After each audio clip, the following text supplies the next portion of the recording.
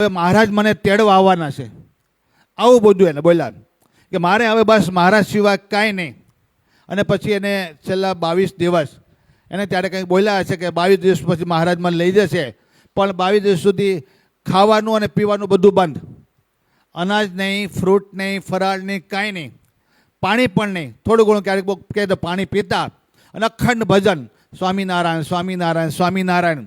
છેલ્લે હમણાં મહંત સ્વામી આપણા છે રાજકોટથી છે, પ્રભુ સ્વામી બધા સંતો ગયેલા 3-4 દિવસ પહેલાં જ. શાસ્ત્રી મહારાજ પાસે શ્રીજી મહારાજે કોગળા કરેલું એનું જળ હતું, એ જળ લઈને ગયા હતા. જઈને ગયા, રૂમમાં ગયા, થોડી વાતો કરી, કે ત્યાં ખૂબ સાથે સેવા બધા હોય, સાથે પ્રભુ સ્વામી સાથે તો વિદ્યાર્થી વખતથી સાથે હતા એટલે જૂની જૂની બહુ વાતો કરી. બોલે કાંઈ નહીં, પણ 4 વાગે એના મેમનગરમાં ગુરુકુળમાં એના રૂમમાં હતા સ્વામી.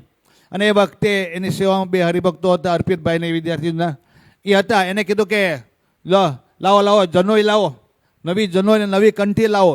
નવી જનોઈને કંઠી મગાવી, ચાંદલો મગાવ્યો, ચાંદલો કર્યો, કંઠી પહેરી, નવી જનોઈ પહેરી, ચાંદલો, અને પછી તિલક કર્યા. અને પછી ગોપીનાથજી મહારાજની મૂર્તિ, ગોપીનાથજી મહારાજ સાથે ખૂબ હેદ, એટલે ગરડામાં શ્રીજી મહારાજે પોતાના સ્વસ્તે પોતાનું માપ પ્રમાણે સ્વરૂપ પધરાવ્યું છે, ખૂબ હેદ. એની મૂર્તિ સામે હતી. લાવો મારે આરતી ઉતારવી છે. એટલે પછી તાત્કાલિક દીવો ન મળ્યો, પણ અગરબત્તી